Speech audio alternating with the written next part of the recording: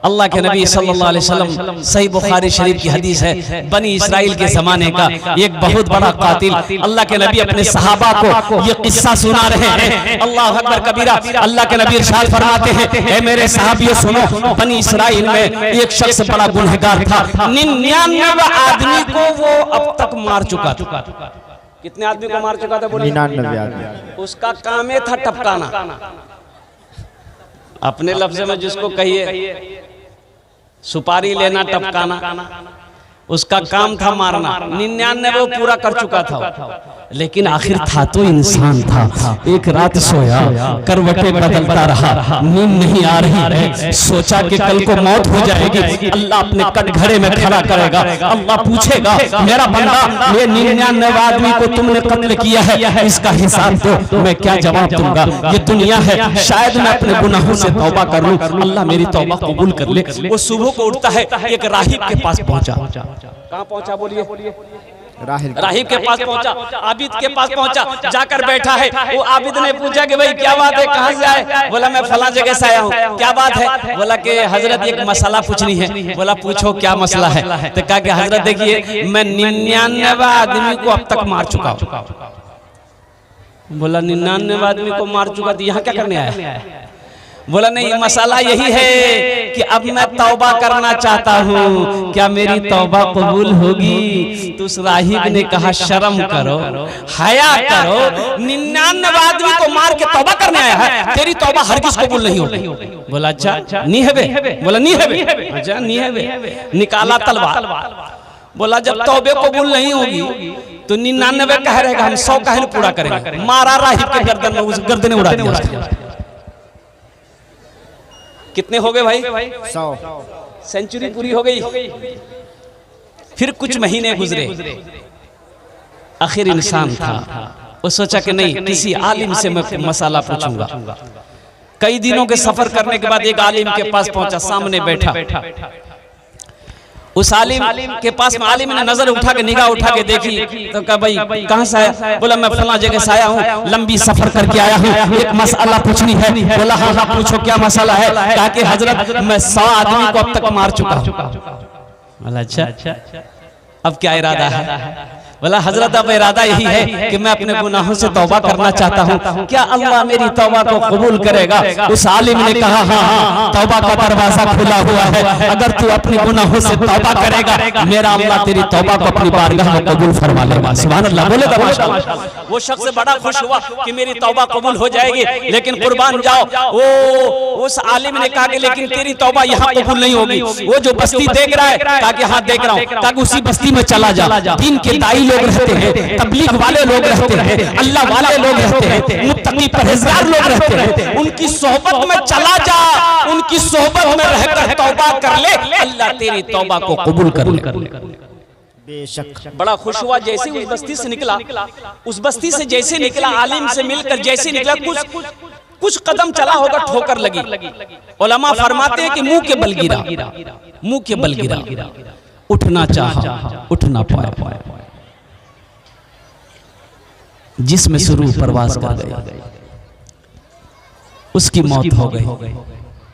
सफर है अल्लाह, कोई साथी नहीं मिलता, अकेला है दूल्हा, कोई बाराती नहीं मिलता, अकेला है दूल्हा, कोई बाराती नहीं मिलता।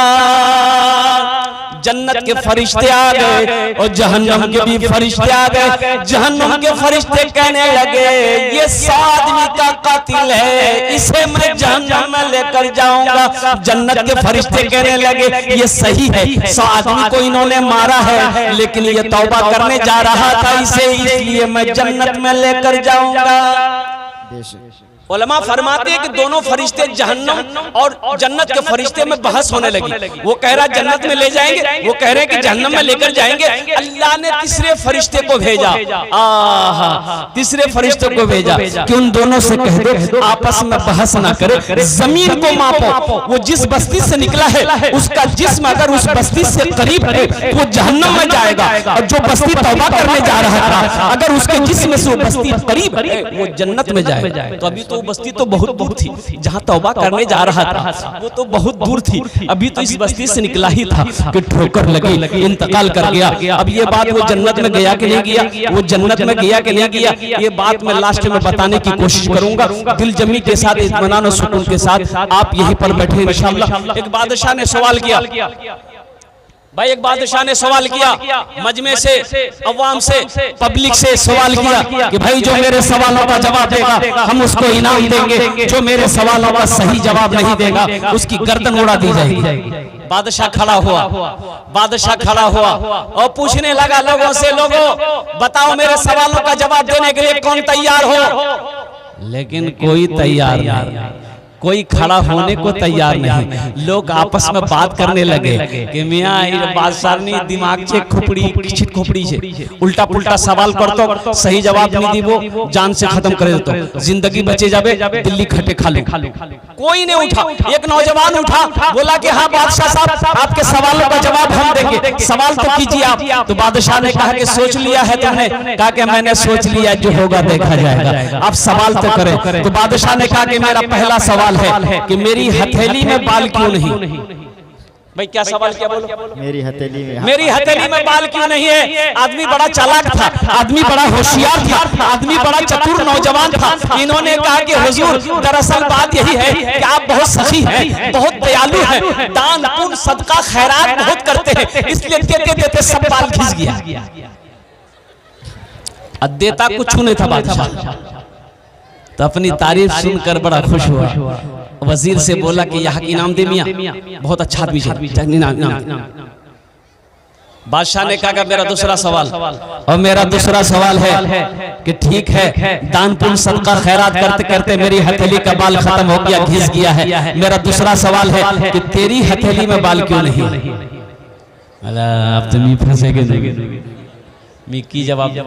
तो बोला कि हुजूर दरअसल बात यही है कि आप जो कुछ भी देते हैं हम ही को देते हैं। देता कुछ नहीं था, आप जो कुछ भी देते हैं हम ही को देते हैं, इसलिए आपका देते देते घिस गया, अब मेरा लेते लेते घिस गया। बोले बहुत अच्छा, बहुत अच्छा जवाब दिया। यहाँ इनाम दे, इनाम दे, इनाम दे, इनाम दे दिया। बादशाह ने कहा मेरा तीसरा सवाल है कि ठीक है मेरा देते देते घिस गया, तुम्हारा लेते लेते घिस गया, ये हजारों का जो मजमा है इनकी हथेली में बाल क्यों नहीं है? बोले बाप रे बाप, अब तो खैरियत नहीं है भाई, इनकी हथेली में बाल क्यों नहीं है? तो ये वो नौजवान ने कहा कि हुजूर दरअसल बात यही है कि आपका देते देते घिस गया, मेरा लेते लेते घिस गया, इन लोगों का अफसोस से हाथ मलते मलते घिस गया। अल्लाह, अच्छा ठीक है, यहाँ के इनाम दे मियां, इनाम दे, इनाम दे। वजीर को बोला यहाँ के इनाम दे, वो इनाम दिया गया। अब बादशाह ने कहा भाई चौथा सवाल, बादशाह का चौथा सवाल क्या था, उन्होंने क्या जवाब दिया, मैं लास्ट में बताने की कोशिश करूंगा। अल्हम्दुलिल्लाह सुम्मा अल्हम्दुलिल्लाह। मुअज़्ज़ज़ सामीन किराम, ये मस्जिद का जलसा, मस्जिद किसका घर है मेरे भाई? खुदा का। बोलो कितना, किसका घर है? बोलो खुदा का, अल्लाह का घर है। वो अल्लाह जिसके कब्ज़े में हम सब की जान है, वो अल्लाह जो हमें इज्जत की रोटी खिलाते हैं, मीठी नींद सुलाते हैं, फिर अल्लाह हमें मीठी नींद सुलाकर जगाते हैं। अल्लाह खिलाकर सुलाता है और कुर्बान जाइए वो अल्लाह जिन्होंने बेशुमार नेमतों से नवाजा है, फिर वो अल्लाह एक दिन मौत देगा, फिर यहाँ से आप जाओगे तो मेरा अल्लाह पूछेगा मेरा बंदा दुनिया से आया है, मेरे लिए क्या लाया है, मेरे लिए क्या लाया है। तो इंशाल्लाह यहाँ से कुछ लेकर जाएंगे मेरे भाई, भाई लेकर जाएंगे इंशाल्लाह। कितने लोग तैयार? हाथ उठाओ, इंशाल्लाह लेकर जाएंगे यहाँ से। क्या लेकर जाएंगे? मैं लास्ट में बताने की कोशिश करूंगा यहाँ से लेकर क्या जाना है और कुर्बान जाइए कौन से अमल करने हैं जो अल्लाह को सबसे ज्यादा महबूब हो, अल्लाह को बेइंतहा मोहब्बत हो।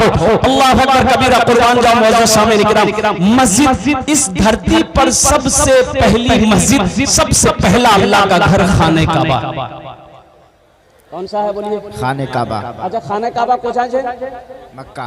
मक्का छे मक्कार पहला नाम की मक्कार पहला नाम छे बक्का। बोलूं तो की नाम छे बक्का। बोलो क्या नाम है? बोलियो। अरे बोलो ना भाई। भक्का। बोले भक्का बगिया खोजो। भक्का नहीं रे, भक्का नहीं रे, बक्का बक्का। इन्ना अव्वला बैतियों वुदिआ लिन्नास लल्लज़ी बेबक्कता मुबारकों व हुदल लिलाल। अल्लाह का पहला घर मक्का है। हजरत आदम अलैहिस्सलाम जन्नत से नीचे तशरीफ जमीन पर तशरीफ लाए, अल्लाह ने हुक्म दिया मेरा आदम मेरा घर बनाओ। देखिए अल्लाह की निगाह में सबसे प्यारी जगह कौन है? अल्लाह के नबी सल्लल्लाहु अलैहि वसल्लम तशरीफ फरमा बैठे हैं। एक सहाबी ने पूछा या रसूल अल्लाह, दुनिया में सबसे अच्छी जगह कौन सी है? मस्जिद। दुनिया में सबसे अच्छी जगह कौन सी है? अल्लाह के नबी जनाब मोहम्मद रसूलुल्लाह सल्लल्लाहु अलैहि वसल्लम खामोश है कि हजरत जिब्राइल अलैहिस्सलाम तशरीफ लाए। तो अल्लाह के नबी ने इरशाद फरमाया कि जिब्राइल दुनिया में सबसे अच्छी जगह कौन सी है? तो हजरत जिब्राइल ने कहा या रसूल अल्लाह मुझे पता नहीं है। कहा कि जाओ तुम मेरे अल्लाह से पूछो तो दुनिया में सबसे अच्छी जगह कौन सी है? हजरत जिब्राइल अलैहिस्सलाम अल्लाह की बारगाह में गए। क्या अल्लाह तेरे महबूब का सवाल है, दुनिया में सबसे अच्छी जगह कौन सी है? अल्लाह ने कहा कि जिब्राइल जाओ मेरे महबूब से जाकर कह दो दुनिया में सबसे अच्छी जगह मस्जिदें हैं। सबसे अच्छी जगह मस्जिदें हैं, सबसे खूबसूरत जगह मस्जिदें हैं। अल्लाह के नबी आगे इरशाद फरमाते हैं कि सबसे अच्छी जगह मस्जिदें हैं, सबसे बुरी जगह बाजार। इंशाअल्लाह मस्जिदों को आबाद करेंगे मेरे भाई। इंशाअल्लाह भाई मस्जिदों को आबाद करेंगे। अच्छा, मस्जिदों को आबाद कैसे करेंगे? मस्जिदें आबाद कैसे होगी? हमको भूख लगती है, हम खाना खाते हैं, हमें भूख लगती है, रोटी खाते हैं, भूख लगती है, चावल खाते हैं, भूख लगती है, हम दूध पी लेते हैं, हम खाना खा लेते हैं, भूख मिट जाती है। तो मस्जिद का भी पेट है, मस्जिद का भी पेट है, मस्जिद का पेट है। तो मस्जिद का पेट कैसे भरा जाए? मस्जिद का खुराक कौन सा है? मस्जिद की ग़िज़ा क्या है? मस्जिद का खुराक है नमाजी। जब नमाजी मस्जिद के अंदर में दाखिल होता है तो मस्जिद की पेट बेशक। इंशाअल्लाह मस्जिदों को पेट भरेंगे मेरे भाई। इंशाअल्लाह मस्जिदों को आबाद करेंगे। हाथ उठाओ, इंशाअल्लाह वादा करो। अल्हम्दुलिल्लाह। अच्छा, वादा तो हम लोग कर लेते हैं लेकिन पूरा नहीं कर पाते। वादा तो हम लोग कर लेते हैं लेकिन पूरा नहीं कर पाते हैं। मस्जिदों का पेट। एक बात याद रखिएगा, कुर्बान जाइए, हजरत नूह अलैहिस्सलाम के जमाने में तूफान आया, खाने काबा की दीवारें गिर गई, खाने काबा की दीवारें गिर गई। हजरत इब्राहिम अलैहिस्सलाम, हजरत इस्माइल अलैहिस्सलाम पर अल्लाह ने हुक्म दिया मेरे इब्राहिम मेरे घर की तामीर करो। तूफान नूह जो आया था ना, बड़ा जबरदस्त तूफान था। सारी दुनिया खत्म हो गई, ऊपर से पानी नीचे से पानी। अब वो कौम इतनी ढीठ कौम थी, कौमे नूह, कि पैगंबर की कोई बात मानने को तैयार नहीं, अल्लाह की वहदानियत को पहचानने के लिए तैयार नहीं। अल्लाह अकबर कबीरा। हजरत नूह अलैहिस्सलाम 950 साल कौम को दावत दी, 950 साल तबलीग किए। कितने साल तबलीग किए मेरे भाई? ए बाबू, ए बेटा, कहाँ जा रहा है? जा, ठंड का टाइम है ना। एक जगह तकरीर कर रहे थे कि नौजवान खड़ा हुआ, मैंने कहा क्या हुआ? बोला है बैठो, बैठ गया। 10 मिनट बाद फिर खड़ा हुआ, मैंने कहा कि भैया क्या क्या बेचैन जी? बोलो हजरत बहुत जोर से लगी हम बोले बैठ जाओ, कुछ देर बैठ जाओ, मेरी तकरीर खत्म हो जाएगी। वो बैठ गया। कुछ देर के बाद तकरीर खत्म हो गई तो देखा बैठा हुआ है, तो मेरी नजर पड़ी तो मैंने इशारा किया बाबू जा। बोला नहीं जाएंगे। हमने कहा नहीं जाएगा। तो नौजवान बोला क्या करने जाएंगे? जो करने जा रहे थे वो यही होगी, आप जाने की जरूरत नहीं है। तूफान नूह बड़ा जबरदस्त तूफान आया। अच्छा वो कौम कोई बात सुनने को तैयार नहीं, वो कौम कोई बात सुनने को तैयार नहीं। हजरत नूह अलैहिस्सलाम 950 साल कौम को दावत दिए। इन 950 साल के दरमियान में जानते कितने लोग मुसलमान हुए? 80 से 82 लोग इस्लाम ले। कितने लोग मुसलमान हुए भाई? 80 भाई बोलिए कितने लोग मुसलमान हुए?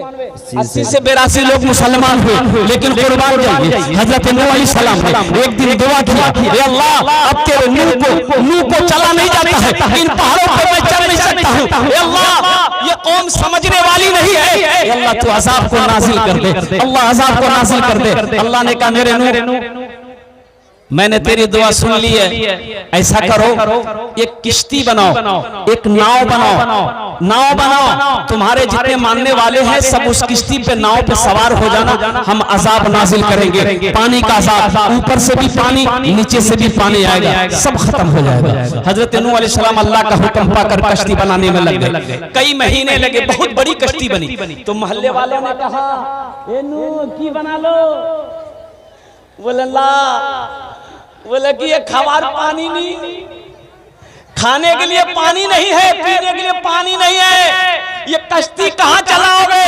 तो नूह अलैहिस्सलाम ने कहा कि अल्लाह का अजाब आएगा। तो लोगों ने कहा कि इनकार कर दिया, कैसा अजाब, कहां से कौन सा अजाब आएगा?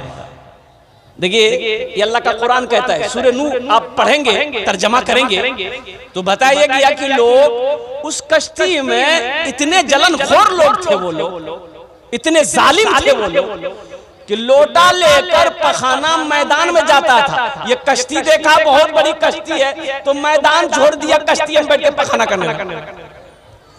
देखते देखते एक दूसरे को देखा, तीसरा चौथे को देखा, पांचवा छठे को देखा, देखते देखते पूरे मोहल्ले वाले का वो पखाना खाना वही बन गया।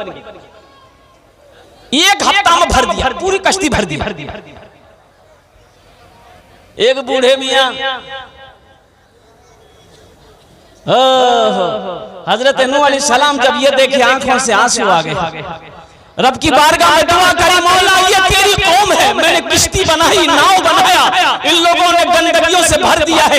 अल्लाह ने इरशाद फरमाया मेरे नूह अपनी आंसुओं को पोंछो, इन लोगों ने इस नाव को गंदगियों से भरा है, पखाने से भरा है, अगर इन्हीं के हाथों इन पखानों को मैं साफ ना करवा दूं तो खुदा मेरा नाम नहीं। मेरे रब की शान, मेरे रब की ताकत, मेरे रब का पावर। अल्लाह ने उस कौम के अंदर में एक बीमारी पैदा कर दी, जिस बीमारी का नाम है खुजली। की नाम से बोलूं? अच्छा खुजली जाने ना? हाँ, अब जिसको खुजली होती वही बताएगा। खुजली खुजलाने में बहुत अच्छा लगता है, लेकिन बाद में पता चलता है। अब जिसको देखिए खुजला रहा है, औरत मर्द नौजवान बच्चा बूढ़ा, ना खाने चैन है, ना बैठने चैन है, ना सोने चैन है, ना चलने चैन है, हर आदमी परेशान है, इतनी खुजली हो रही है, लेकिन दवाई कोई नहीं। दवाई बोली दवाई कोई नहीं, दवाई कोई नहीं है। अभी का जमाना तो है नहीं कि मेडिकल में जाएंगे बीटेक्स ले लेंगे, बीटेक्स लगाओ खुजली मिटाओ। एक बूढ़े मियां लोटा लेकर गए और वो बहुत तेजी में थे, वो नाव में तो जगह तो थी नहीं, पहले से फुल था नाव पखाना से, वो किनारे ऊपर में किनारे में बैठ गए, पखाना करने लगे। खुजलाहट जो उठाना, वो जोर से जो खुजला बैलेंस से गड़बड़ा गया, पखाने में गिर गया। अच्छा पखाने में गिरा तो जहां जहां पखाना लगा खुजली खत्म। बोले रे मियां ये तो बहुत अच्छा दवा है,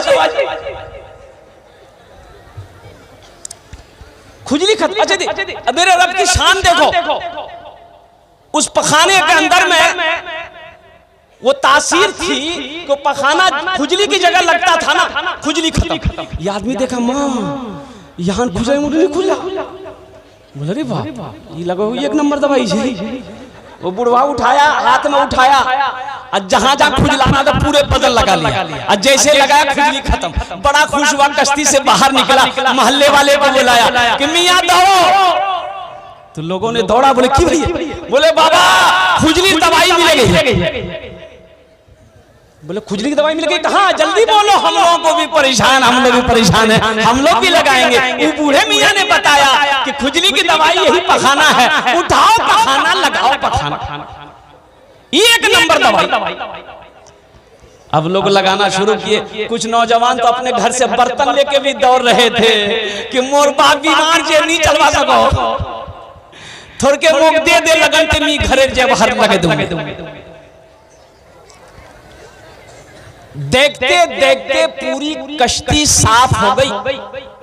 जो बाद में आया पखाना नहीं मिला, वो कश्ती को धोता भी था, लगाता भी था, अब पीता भी था। और कुर्बान जाओ, गैब से आवाज आई मेरे मुंह, देखा मैंने कहा था ना इन पखाने को इन्हीं के हाथों साफ ना करवा दूं तो खुदा मेरा नाम नहीं है। कुर्बान जाइए, आगे क्या हुआ इंशाअल्लाह इस वाक़े को मैं पूरा करने की कोशिश करूंगा। मोअज़्ज़ज़ सामईन किराम, तूफान नूह आया, अल्लाह का अज़ाब आया, खाने काबा की दीवारें गिर गई। हजरत नूह अलैहि हजरत इब्राहिम अलैहिस्सलाम, हजरत इस्माइल अलैहिस्सलाम को कुछ सालों के बाद अल्लाह ने हुक्म दिया, मेरे इब्राहिम मेरे घर की तामीर करो। हिजरत का हुक्म हो गया अल्लाह के नबी को। हिजरत फरमा कर अल्लाह के नबी जनाब मोहम्मद रसूलुल्लाह सल्लल्लाहु अलैहि वसल्लम मदीना तशरीफ ले गए और मस्जिद नबवी की जमीन खरीदी गई। देखिए मस्जिद नबवी वो मस्जिद है कि जिस मस्जिद में एक रकात नमाज पढ़ेंगे अल्लाह 50,000 रकात नमाज पढ़ने का सवाब अता फरमाएगा। सुभान अल्लाह बोलो इंशाअल्लाह, इंशाअल्लाह। और मस्जिद हराम में जो एक रकात नमाज पढ़ेगा अल्लाह उसे 1,00,000 रकात नमाज पढ़ने का सवाब अता फरमाएगा। अच्छा वहाँ पर वो पत्थर जो जन्नत से हजरत इब्राहिम अलैहिस्सलाम लाए थे ना, जब मस्जिद खाने काबा की बुनियाद रखी जा रही थी, वो जन्नत का पत्थर उस वक्त आया था।